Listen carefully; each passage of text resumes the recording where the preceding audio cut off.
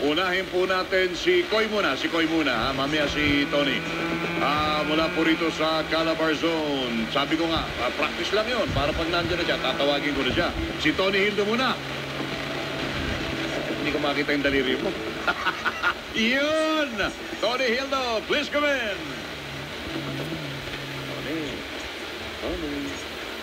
Tony Hildo. May meron daw kong ilalagay na command center. Ay, ito. Go, Tony. Ito na. Oo, pakal na nga pinuksan na ko ng ito ng Metropolitan Manila Development Authority, MMDA. Ito mobile command center dito sa may bahagi ito ng Commonwealth Avenue, kanto ng IBP Road.